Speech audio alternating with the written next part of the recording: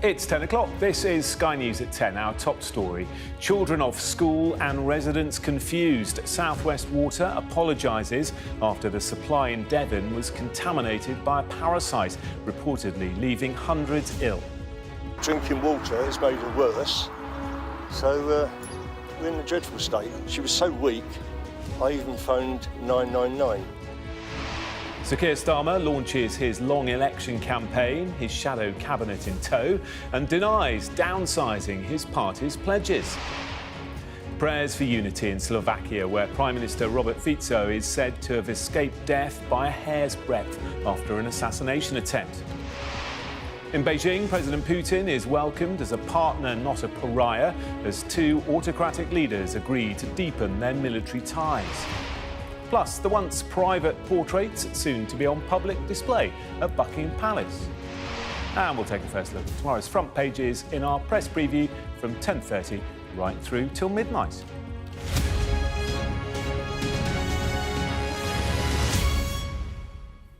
Hello there, a very good evening. We begin tonight with the parasite outbreak affecting parts of Devon. Hundreds of people have reportedly fallen ill and 1,600 households are without drinking water. Today, South West Water apologised to customers and confirmed to Sky News that the contamination may have been caused by cow faeces leaking into damaged water pipes. Cryptosporidium infections caused diarrhoea, stomach pain, vomiting and a fever. Residents are being urged to boil their water before drinking, brushing their teeth or preparing food. Our West of England correspondent Dan Whitehead reports now from Brixham. They're looking down into the epicentre of the outbreak. Dozens of engineers have spent the day at this underground reservoir in Brixham, a broken air valve in a field where cattle are kept, the suspected cause of Cryptosporidium entering the mains water system. Just down the road, residents closest to the source continue to fall ill. My wife has been drinking water to keep hydrated because she's diabetic, and the insulin that she had to have was doubled, and basically that affected her to start with. So keep drinking water has made her worse. She was so weak, I even phoned 999. That's basically what it is. Leaflets to warn about boiling tap water were only delivered to David last night. It was safe to drink, and then, oh, you best boil it. I think they should have really said, just preserve yourself, really, and sort of say, boil it first until we're sure. It's now 4 days since this outbreak began in this seaside town, with South West Water still unable to confirm when it'll be fixed. You advised your customers on Tuesday that the drinking water was safe. That decision has directly led to likely hundreds of people falling ill. That was a huge mistake by you guys, wasn't it? So we were working on the information we had at the time, which was... But there was a presumption that this could be something nasty. Would it not have been better to err on the side of caution? We were working with the best information we had at the time. There were no indications and confirmations at that point that Cryptosporidium was identified in the water. And we also are aware that placing a boil notice on customers it's difficult and can cause anxiety. So we wanted to ensure we had the right evidence. Would you like to apologise to your customers? I have already, and I continue to apologise. The outbreak has led to one primary school closing today. Students taking their SATs were allowed in, but had to bring their own water. South West Water has had to set up a second bottled water collection point because there is a constant stream of people. In fact, the queue to get into this site stretches more than half a mile up the road. Although there are only a few dozen confirmed cases of the disease, anecdotally, that number is more likely to be well into the hundreds. For those more vulnerable, coming into contact with Cryptosporidium can be serious. It's not just for drinking water, although that is important. Dental care, cleaning dentures, personal care and cooking. Sky News understands it will be another week before boil notices are removed. For now, the daily queue for water continues. And Dan joins us now from Paynton in Devon. Dan, an apology then today, but there is still the possibility many more people could fall ill. Yeah, the UK Health Security Agency predicting that there will be more confirmed cases of cryptosporidiosis as the diagnoses continue and more people go to their doctor. It's worth mentioning as well the incubation period, that time from when people are first in contact with the parasite through to when they start getting the symptoms, and that can be up to 10 days. So we're on day 4 of the outbreak. Could be another 6 days or so before a lot of people start to fall ill. So not out of the woods yet. You mentioned those symptoms: vomiting, extreme dehydration, diarrhea. The advice from health officials: look, stay hydrated. Don't use the tap water if you're in these affected areas for, of course, drinking, but other things, personal hygiene, brushing your teeth and so forth. The big question here in Torbay tonight is, look, how long is this going to go on for? We were pushing South West Water for an answer on that today. They simply wouldn't give it. Off the record, we've been speaking to some senior officials and the guidance is, look, 6 to 7 days. If they can contain that outbreak at that underground reservoir, those boil notices may be lifted in around a week's time. Dan in Paynton, thank you. Now, it was a general election launch in everything but names. Sir Keir Starmer strode onto the stage in Essex today, sleeves rolled up, with his shadow cabinet looking on. But the Labour leader was forced to deny dumping most of the pledges on which he was elected leader, saying that it's right to change his mind when the circumstances shift. Well, this time around, he unveiled 6 new promises to voters. Let's take a look. Firstly, to stick to tough spending rules to deliver economic stability, to cut NHS waiting times by providing 40,000 more appointments each week, to launch a new border security command to reduce small boat crossings. He said he'd set up Great British Energy, a publicly owned clean energy company, provide more neighbourhood police officers to reduce antisocial behaviour, and recruit 6,500 teachers paid for by ending tax breaks for private schools. Our political editor, Beth Rigby, was looking on. Keir Starmer, leader. Stump speech in a swing seat, shadow cabinet in tow, Labour's election campaign kicking into gear. This is a changed Labour Party with a plan to take us forward. Jacket off, no tie. This is the unveiling of Campaign Keir and the launch of Labour's election pledges, the first steps of a Starmer government. 1 card, 6 steps, in your hand, a plan to change the country. The starting gun fired on what could feel like a very long campaign. Here's Starmer's calling card, but this down payment to voters a little different to the missions he set out last year. You've downsized your promises today. You promised the highest sustained economic growth in the G7. Why are you scaling back your ambition? Is it for fear of breaking promises, or is it because you're so far ahead in the polls, you're lowering the bar? I'm not scaling back our ambition absolutely at all. The missions, each and every single one of them, are there as the long-term ambitions, goals, targets, the driving purpose of incoming Labour government. Sleeves rolled up, no script, and a singular message. He's all about change. And what he wants you to decide is whether he will be the change you'll choose. The problem he's got, the pledges on his card have changed too. I'm totally confused as to why clean power by 2030 is not on a pledge card. Don't be confused, Beth. I think you're watering it down because you're worried you might not hit it. I absolutely promise you we're not. There's an overall mission that the next Labour government is going to have, which I repeated again today, clean power by 2030. Today we are setting out tangible first steps to get there. Tough spending rules. Why didn't you just put it on the card? Why didn't you, if you're going to get there by the end of a parliament, why not just put it on your card? Because people want to know what practically you're going to do to get there. I'd put it to you, you haven't put it on there because you might not hit it. Arguably, the real battleground in this campaign is around trust. Are you trustworthy? Yes, I have set out the missions. I've thought through the missions which are about changing the future of our country. You say you're trustworthy. The reason I ask is you've junked pretty much every pledge you were elected Labour leader on. I've got the list. Increase income tax for the top 5%, abolish universal credit, public ownership, not just for rail. If you've got it in front of you, Beth, you'll know that for each of the 10 pledges, there's about 2 or 3 sitting under them. That's about 30 commitments, of which a few have been adjusted. The vast majority are in place. But I accept that some of them have been adjusted. Let me tell you why. Adjusted? They've been dumped. Let me just explain why. It matters because this is about trust. Let me explain why. Since that those pledges were made, we've had huge damage done to our economy. So some of the things that I think we should have done, we could have done, we can't afford to do anymore. Priorities pledged, a leader now very personally launched. Keir Starmer wants to level with you about what he's able to do. Whether you believe him or not could prove decisive. Beth Rigby, Sky News, Essex. Our political editor there. So will voters believe those pledges from the Labour leader? And more importantly, will they trust that Keir Starmer will stick to them? Lisa Dowd went to Cleethorpes Beach on a blustery day to find out.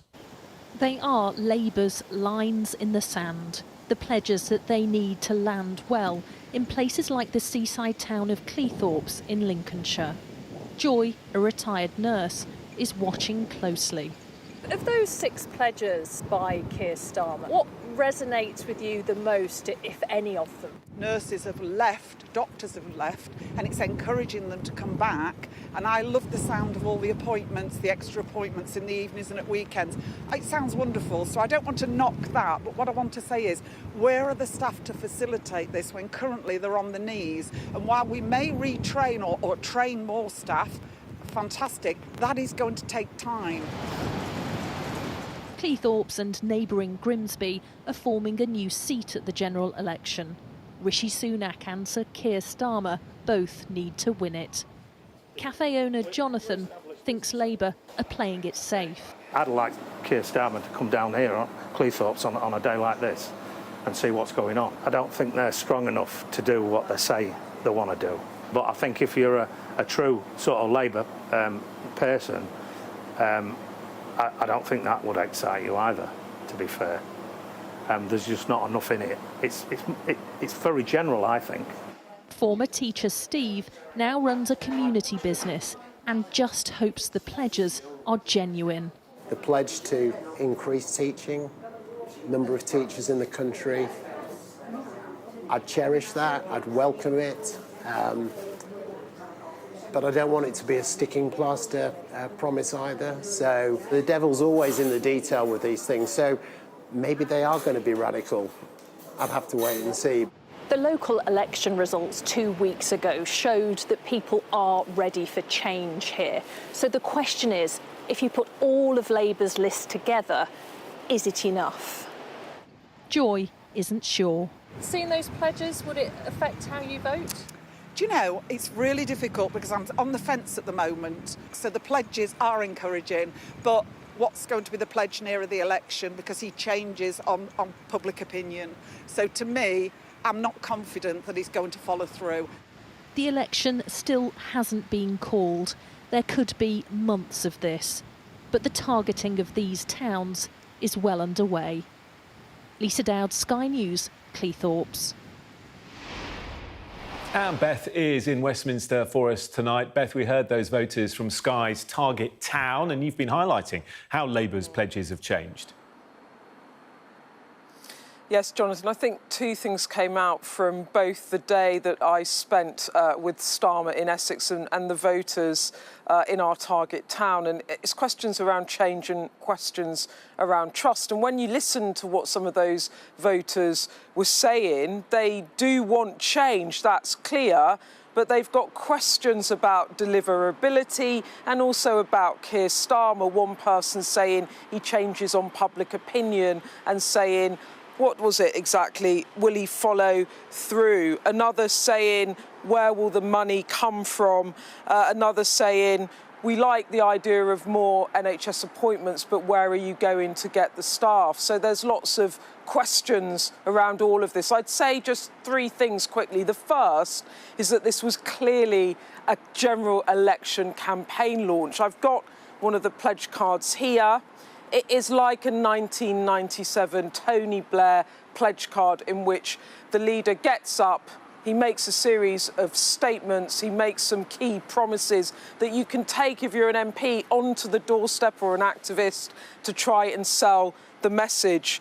The second thing I would say is that this pledge card doesn't have in it perhaps what we, a year ago or so, thought might be these granular pledges pinpointing specific policies. They are, in Starmer's words, first steps along the journey to delivering some of these key missions he's spoken about around the NHS, the economy, law and order by the end of Parliament. But I think there are questions about why are you diluting them? If you're promising this to voters, put it on a card and follow through. And I think that goes to the reason why he's not doing it as trust. I think that the interview I did with him revealed as well that there's an acknowledgement within the Labour Party that trust is at a low, that voters don't trust what politicians say. And I think what Starmer's trying to do is not over-promise stuff and then under-deliver. So he's trying to level with the public, if you like. And I think the question now is,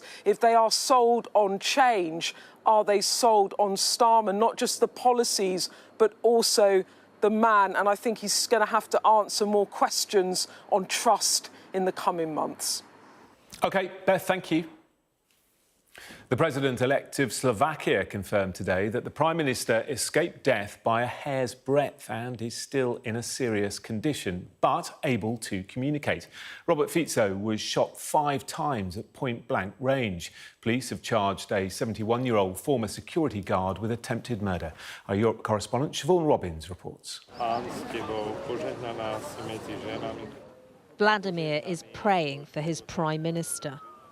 He's keeping vigil outside the hospital where Robert Fico is being treated, asking for his swift recovery. This is the moment the 59-year-old was shot, fired at 5 times at point-blank range. So now Vladimir prays that his leader and his country can heal. There is lots of hate in our society, and it's unfortunate, and this is the result. Surgeons operated for 5 hours to save the Prime Minister's life. After visiting him, the President-elect gave this update.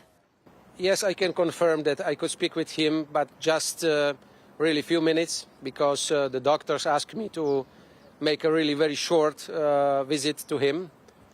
And, of course, the situation is now still very critical. While the Prime Minister's condition is described as stable, the same cannot be said for Slovakia after the first major assassination attempt on a European leader in more than 20 years. Slovak society has become deeply divided. Concerns over the Prime Minister's changes to media and criminal law sparking protests. It's alleged those worries motivated a 71-year-old former security guard and poet to open fire. The suspect, named as Juraj Sintula from Levice, has been charged with attempted murder. Každý normálny človek násilie odmieta. Stojíme tu spolu. What happened yesterday was an individual act, but the tense atmosphere of hatred was our collective work. Today we have agreed with the President-elect to jointly invite the leaders of all parliamentary political parties together, with the sole aim of calming the situation and rejecting violence. As leaders call for calm, Vladimir prays for unity, a healing of the wounds dividing his country.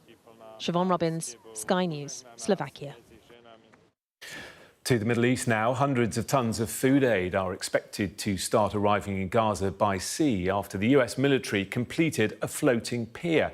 But with the Rafah border still closed, those who need emergency medical help are unable to leave.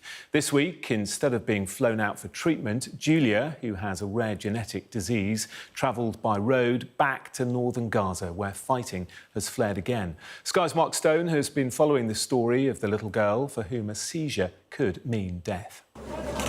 One man pulled from the ambulance, another rolled back onto a stretcher. The siren, the unintelligible voice. At a hospital in the far north of Gaza, the chaos captured in a moment. Inside, with a torch from a phone, the medics are working every hour they can. The arm injury is bad, but the head wound is the priority here. The doctor tells us that many injured have come to the hospital in the past few hours.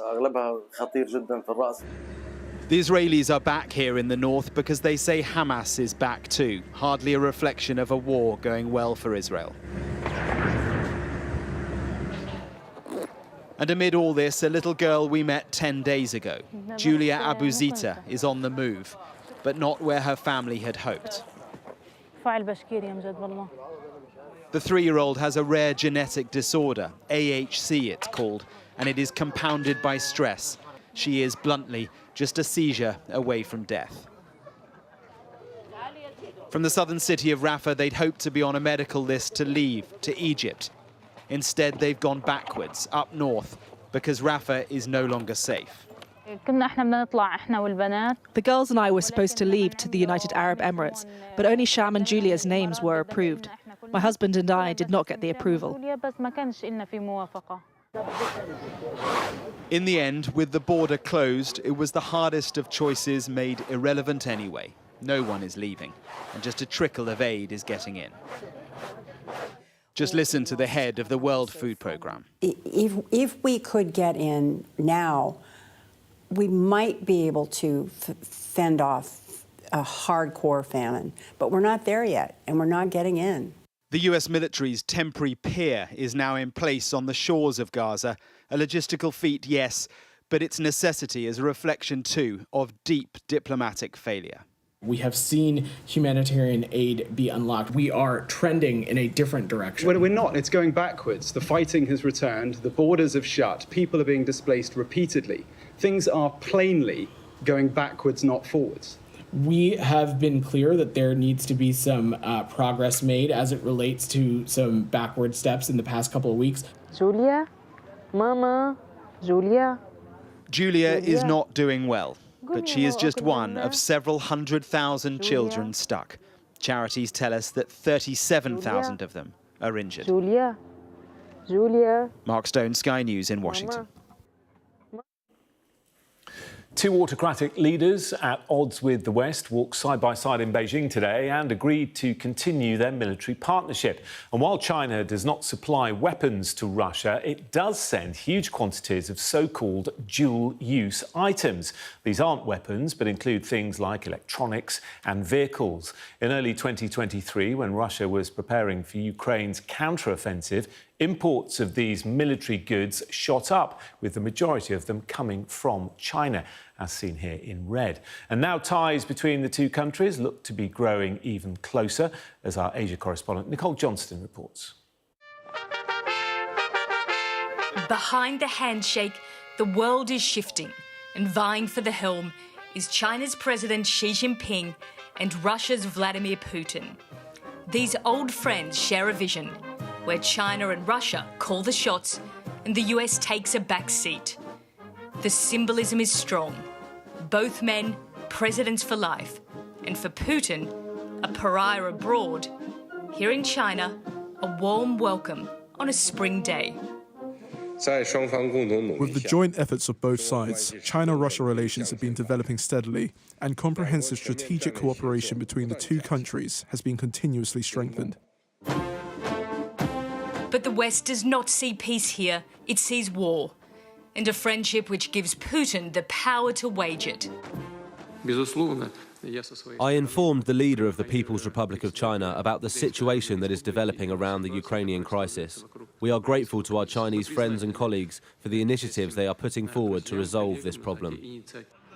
In Beijing, where people often prefer to keep their views to themselves, this visit divides opinions.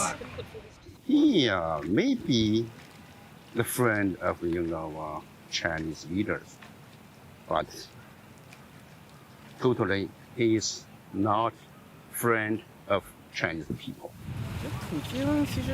Putin has been working closely with China in the last 2 years, and he's been trying to find ways to draw closer to China, both diplomatically and in terms of trade.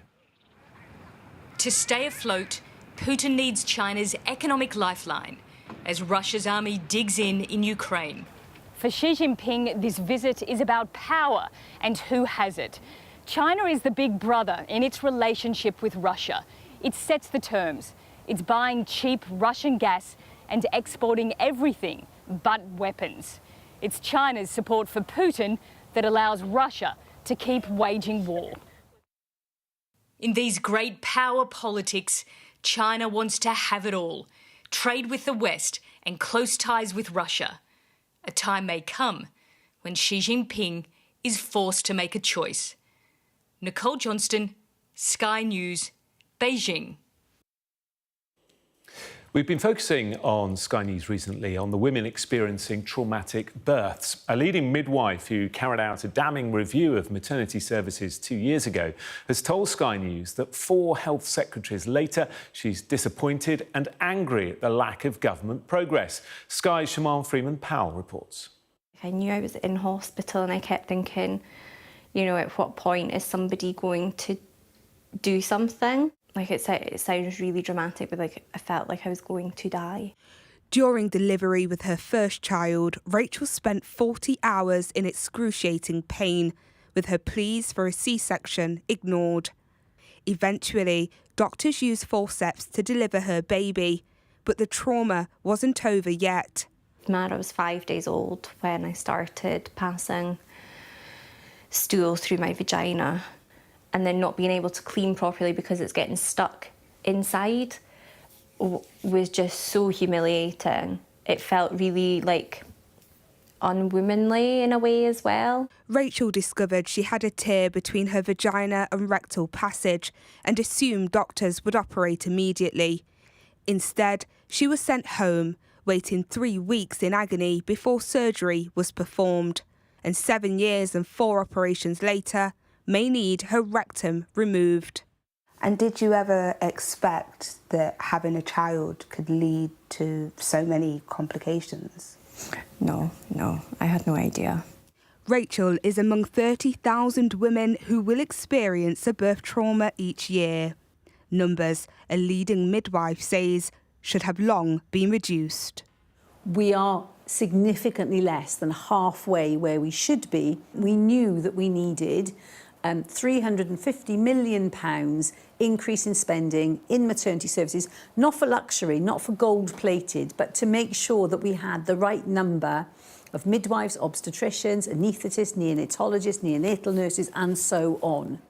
The government says it has increased its spending, but real change takes time. This is a long-term project. As I say, we're 1 year into our 3-year plan, but we are listening to mums. Warm words are no longer enough. Action needs to happen, and it needed to happen a long time ago. Because behind every trauma are families whose lives are being torn apart. Siobhan Freeman-Powell, Sky News. To the Senegalese capital Dakar now, which is being plundered of its oil and gas and is now losing another main resource, its young men. While many head for Europe, others pay tens of thousands to continue on to South America and then across the border into the United States. Sky News has been hearing that the well-trodden route has become practically impossible to use after a crackdown. Yusuf El Bagir has been speaking to one man who made the long journey. A word of warning to Senegal's schoolchildren. Many have died and more will die, he says. They're being educated on the dangers of illegal migration, with a plea for them to stay and build their country. If Africa's the El Dorado, then Dakar is the doorway, a hub of arts, culture and trade on the North Atlantic. But for many, a tough capital city to survive in. This is the economic center of the country, and all around us are people who are working to make enough money to live in this expensive city. But the young people we've met are working to make enough money to leave. As the Atlantic route to the Canary Islands proves to be the busiest and deadliest, young people here are figuring out safer options to Europe. These young men are back in Dakar after traversing the desert to Libya, then trying and failing to cross the Mediterranean Sea. 8 people. It don't died for my face. 8 people died in front of you. Yes. They barely survived their experience in Libya, enslaved, threatened, and regularly beaten. When I hear of Senegalese trying to get to Europe, it makes me incredibly sad because they don't know what they're going to face. You wouldn't wish it on your worst enemy. It is very hard. Even if you had $10,000, there would be no way for you to arrive. I tried 5 times. We were captured, tortured and beaten, all of us right here. It's impossible to tell you all the things we faced. Issa's brother travelled halfway around the world to make it to the US. So did this man, speaking to us from his new American home. What's life like for you now? It's better here. What they pay here in 1 week is more than a month in Senegal. It wasn't easy. He says it took him 18 days, and for others, it can take a month. The tallest statue in Africa points to the West as resentment for the West grows. It's not that they hate the West, it's that they feel like the West is plundering our resources, that they're taking from us to make over there better. So why wouldn't they also go over there and take advantage of what's being taken from us here? A city with sea, oil and gas, plundered for exports, now being drained of its prime resource, its young men. Yusra al-Bagher, Sky News, Dakar. Now, they are the most intimate moments captured on camera. The late Queen and Princess Margaret with their babies, King Charles and Princess Anne as young children, the family at the Royal Lodge during World War II. Rhiannon Mills viewed the private images on public display at Buckingham Palace. From his coronation to his mother's, and even further back than that. This new exhibition gives a snapshot of how the royals have been photographed over the past 100 years. Some you'll have seen before, others we haven't. Like this one of 4 royal mothers and their babies. Queen Elizabeth, Princess Margaret, Princess Alexandra and the Duchess of Kent. The picture was sent to the doctor who delivered all of their children. We go from the very kind of intimate and personal private photographs, such as the a photograph of a mother with a newborn baby, all the way to the most official and the grandest possible portraits. That's coronation portraits. How the photographers gained their trust, allowing us to also peek into royal life, is revealed, and some of the tricks of the trade. Retouching, of course, a rather current debate after the Princess of Wales altered that Mother's Day photo. Others with more obvious alterations, from Warhol to Rankin, feature in the exhibition at the newly named King's Gallery.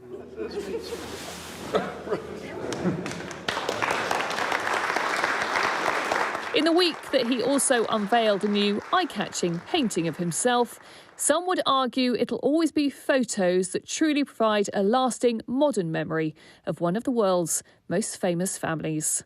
Rhiannon Mills, Sky News. And that was Sky News at 10. Coming up, we're going to take a first look at tomorrow's papers. It's the press preview. And tonight, I'll be joined by the columnist and broadcaster Steve Richards and former Conservative Special Advisor Salma Shah. And among the stories that we're going to be discussing, this on the front of tomorrow's Telegraph, its headline, Labour tax rises as sure as night follows day, says Hunt. We'll be back in a couple of minutes. Do join us.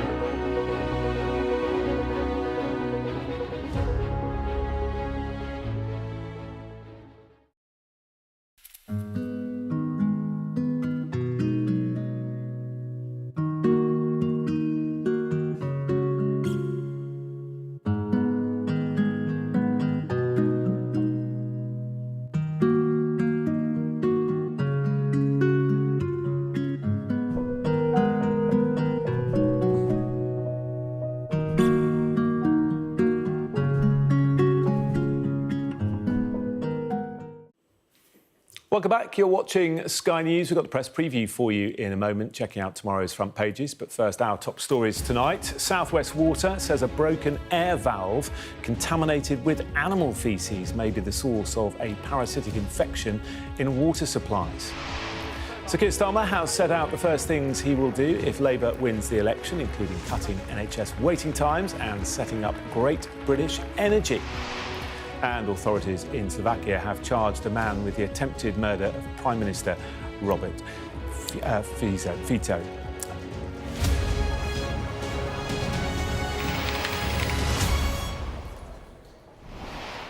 So, time for the press preview. It's our first look at tomorrow's front pages, and we're going to have a look at the headlines tonight with Steve Richards and Salma Shah. They'll be with us from now until just before midnight. Nice to see you both. We'll chat in a moment after we've had a look at those front pages, beginning with the front of the Times. An internal NHS review finds hospitals are struggling to treat more people because thousands of patients are stranded on wards without anywhere to be discharged. The Telegraph has Chancellor Jeremy Hunt insisting that a Labour government would mean tax rises. And in fact, it's the same story you can see there on the front of the Express. While on the front of the Guardian, a report says government ministers were warned 3 years ago that unpaid carers were being treated unfairly. The Daily Mail reports on rumours of a £3.5 billion takeover of the Royal Mail by a Czech billionaire. The Metro leads with the story of a plumber who is accused of creating fake stories of helping people for free to raise millions in charity donations. BT's new chief executive lays out a new plan to turn around the struggling telecoms group. That's on the front of the FT tomorrow. On the front of the Mirror, the family of the youngest ever organ donor have a new addition to their family 10 years after they lost their baby. And the Star warns that 1 in 10 cats and dogs face hellish hay fever symptoms. And don't forget, you can scan that QR code that you'll see on screen during the programme. Check out tomorrow's front pages while you watch us discussing them. And doing that with me tonight, columnist and broadcaster Steve Richards and former Conservative Special Advisor Salma Shah. Great, lots to talk about. Some different front pages, actually, for tomorrow. The Guardian going with no quick fix if Labour wins the election. All comes, of course, after Sir Keir Starmer announced his 6 pledges. I'm not sure is he calling them pledges now? Missions? First steps. But many critics have said he's under-promising. And maybe it's why, because there isn't going to be enough money. Well, I am going to start by saying that even though he made those 6 steps, pledges, today, I don't think I could name them. I think I might have to test you there, Steve, to see if you can name them. But actually, I'm going to let you make the point. We were discussing it earlier about sort of how the media follows the cycle of speeches and actually how you had more coverage of this in yesterday's papers before he'd actually made the speech, and now he's got the content of it. Actually, we only really see The Guardian covering this. I think it's fascinating, though, that the key point of this story on the front page of The Guardian is that a former Etonian who was once photographed in those famous Bullingdon Club photos with David Cameron and the chief executive of Boots is now endorsing Keir Starmer, which actually isn't insignificant, but actually still a bit of a small Westminster-ish story. Yeah, Sebastian James. What did you make of his performance today and this idea? The rhythm of the news kind of cycle is important in this, because reading the papers, you would think it didn't happen, and yet it's very high up in your bulletins. You covered. I was watching Sky News this morning; it was on for hours. But in this morning's papers, there was quite a lot. So what happens now, and it's happened for quite a few years, is things get previewed, and that's when they get prominence. Then they happen. And if you've missed it, you look, I wonder what was... And it's not there, And in fact, what are on some of the front pages of the Tory papers is the Tory reaction to it. So that's just the way it goes. We can have a look. When you mentioned it, let's bring it in. The front of the Daily Telegraph, Labour tax rises as sure as night follows day, previewing a speech that the Chancellor is going to make. Yeah, and it won't be in the papers tomorrow once he's made it late tomorrow. So first of the Guardian, I think no quick fix if Labour wins election is the headline. And it seems to me this highlights one of the great challenges of being an opposition, especially a Labour opposition. Is the message broadly reassurance, reassurance, reassurance? No quick fixes. Not much can change at first, things are tough, blah, blah, blah. Or is it inspiration, change of a really profound nature is going to happen? Now, that headline is reassurance, reassurance, reassurance. But it is a balance, and there needs to be, you know, the stories we're covering, you know, the Thames, not the Thames, but the water company. Southwest Water, yeah. It's Southwest Water. And some of the other stories we're covering demand social care. You highlighted the social care thing. Bed blocking. These are huge issues. Now, they're aware of it, Labour in the Shadow Cabinet, but they need to convey as well as, oh, there's no quick fix. I mean, if Attlee went around saying, well, the NHS is a quick fix in 45, it would have been laughed at. You know, you've got to both think big and reassure. And they're trying to do that, but it's tough and hard. And so this headline, no quick fix, is not exactly a clarion call. Yeah, I mean, one of the big criticisms laid at his front door is that we don't know what he stands for. No one knows what Sir Keir Starmer stands for. Whereas now, and they call it doorstep offers, don't they, where canvassers can go and knock on doors and say, look, here's the card, here are the 6 first steps, this is what he stands for. Yeah, apart from the fact that the 6 steps are quite generic, and I think that, I mean, as Steve says, that's the thing that's sort of very stark in contrast with the person that he is mimicking almost, which is Tony Blair, who had this big vision and was inspirational. And, lots of sceptics, I think, still in Labour about Blairism, but there was still that visionary piece. But just to go back to this Telegraph story, I think what you're now seeing is exactly that tit for tat, which is people now coming up to the point where they're creating these political dividing lines. So Keir Starmer sets out his 6 steps. He says, here's what I stand for, here's a rough plan for you voters to think about when you're going into the ballot box. And the Chancellor's coming back and saying, OK, you know, you can just see that Labour's going to keep taxes high, whereas I'm going to cut them. So here are those dividing lines that are materialising. But with that poll lead that Keir Starmer has currently, he clearly is not in a position, nor is he willing to take any kind of risk or chance by putting that big visionary piece out there. And I think perhaps there are a lot of people who will be frustrated that he isn't doing that at this point in time. So 3 things arising from what Sam said. The Tony Blair, he was an artist in some respects. He did make the incremental sound exciting, but the 5 early pledges were incremental. They weren't conjuring up a huge vision. The second thing is that almost inevitably, whoever wins the next election is going to put up taxes. The Tories will have to, Labour will. The third thing is, in the pre-election tax and spend debate, it's like a child's game. You're not allowed to be candid. But the one advantage of Labour playing the very cautious, we can't fix things, we're not going to spend much, tough fiscal rules, is that Jeremy Hunt will not win this argument. They will not, Labour, give him the space before the election to win that sort of old 80s, 1992 style tax and spend debate. In that sense, they are following the new Labour rulebook. Only announce what you're going to show, how you're going to pay for it. And so they can make as many speeches as they like, Jeremy Hunt and others, on tax and tax bombshells and all the old tricks they used to play.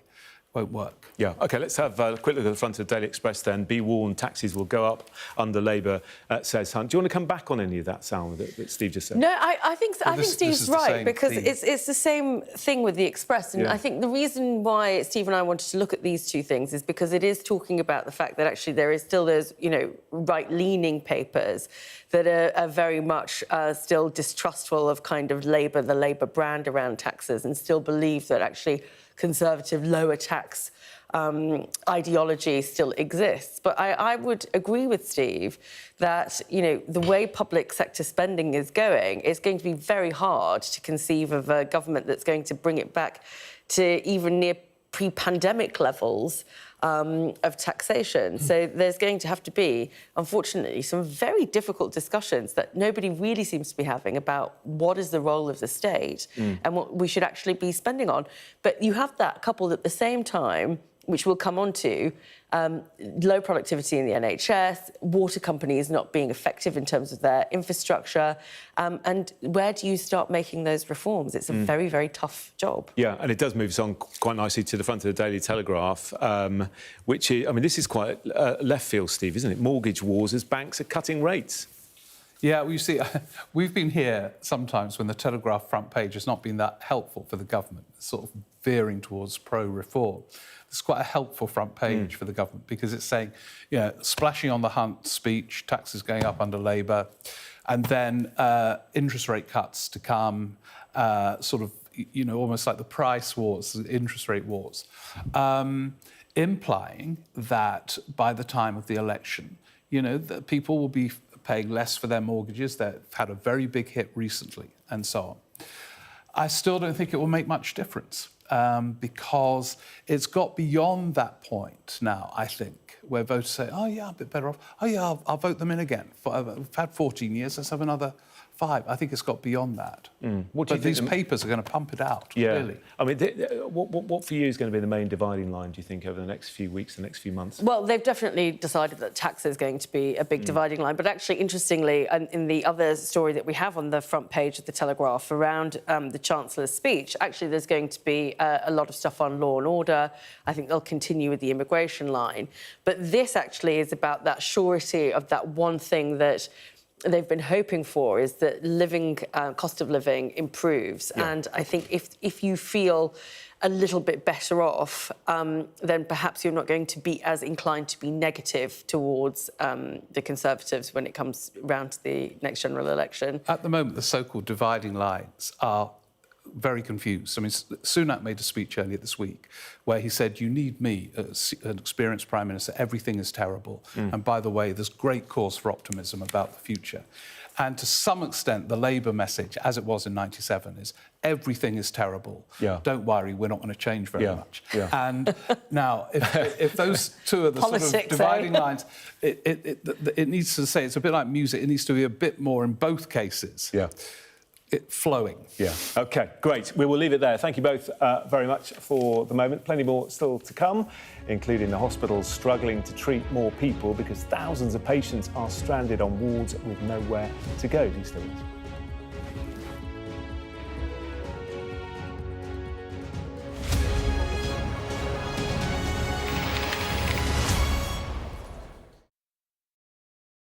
It's highly fatal. It's a synthetic opioid, as you mentioned. It's like heroin and morphine. And last year we've been talking about fentanyl. They add it to the heroin and give it to people, and people die immediately because of the power of fentanyl as synthetic opioid also. Nitazene is much more powerful, more fatal, and we have some fatalities this year everywhere in the UK. And because we have patients who are on addiction treatment, and they take heroin, so we inform them, please, don't take any heroin now without knowing what they are giving you. And the problem is the decline in heroin trade made drug dealers contaminate heroin with these things to sell because there's no heroin coming from Afghanistan.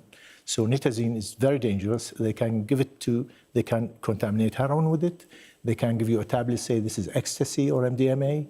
They can give you a tablet which is diazepam, and it is nitazene, and people dying. He and his friends have made a plan to go to Leeds Festival for the summer of August 2022. I dropped David off on a Thursday at the festival. And over the weekend, as we learned afterwards and subsequently, a number of things happened to David and his friends, ultimately led to the point where David took MDMA, what he thought was MDMA, on the Saturday night. And unfortunately, whatever David took or however much David took, it proved fatal. And the next day, he died. I think for parents, first of all, we're the first line of defence. And together with our friends, we really need to equip young people to be ready for the festival experience and what will happen to them. So remember, David was 16, and there are lots of 16 and 17-year-olds attend festivals like Leeds and Reading because it falls at the time that they get their GCSE results. They are unable to buy alcohol. Alcohol purchasing is really strictly enforced on festival sites.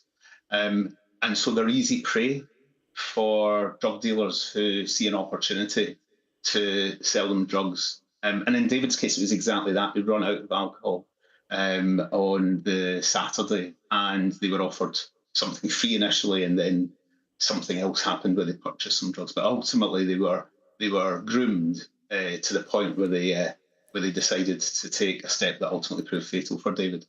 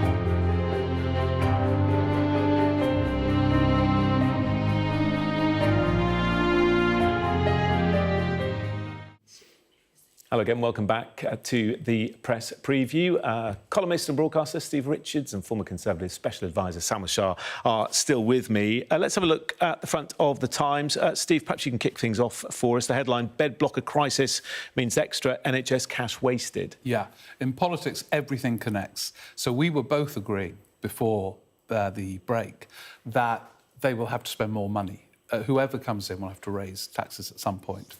And here is one of the reasons why. The NHS is getting more money, but they can't get people out of the beds because they've got nowhere to go to. The reason they've got nowhere to go to, or one of the reasons, is there's no sort of social care plan. One of the early objectives, allegedly, of Boris Johnson. Still not there. But if you don't have one, this carries on. So you could put in more doctors and all the rest of it. But there's a bed crisis because you've got nowhere else to put them. Yeah, I think there's a really interesting question here as well, because this story is saying that despite the extra funding, despite the extra staff that has gone into the NHS... Yeah, £20 billion increase in funding and about 15% more doctors and nurses. Yes, so despite that, you still have an 11% deficit on productivity, which is the term of, you know, how quickly the patients are being seen and how quickly they're being discharged from pre-pandemic levels. So actually, this is a real sort of managerial issue in terms of the NHS. And I was just thinking, while I was reading this, is that actually Julian Kelly, who's the finance director of NHS England, is the person that's quoted in this. So this is an NHS England sort of independent from government department run improvement plan, and this is the entity that has looked at this and created this report. So I think there is, you know, some confidence that can be taken that actually what we're looking at is not some politicised statement. It is really what is happening in the NHS today. It's a huge issue for so many people. Were you surprised that Sir Keir Starmer didn't mention it today? That it wasn't one of his first steps, sorting out social care? Oh, social care, you're right. It's a huge issue. And it's an absolute failure across the board of political will that it hasn't happened. It keeps on coming up. You know, there was this famous independent Dilnot report. Gordon Brown was going to do it, then he couldn't. And then Johnson mentioned it outside number 10 in his first speech as Prime Minister, always a totemic moment. Nothing happened. He put up national insurance, all reversed. And the reason he didn't was, again, our earlier discussion, tax and spend. It's expensive. But the advantage is, if it's organised well, this particular issue is then addressed because they do have places to go. But the initial upfront cost is a lot, and we have to pay for it, and we have to have a grown-up discussion about how it's going to be regulated and staffed, and Sam was an expert on staffing and regulation. Huge issues. We're out of time. Well, we can perhaps talk a bit more about that after 11 o'clock. Steve, Salma, thank you both. We'll have the top stories and more stories from inside the papers as well, all in a couple of minutes.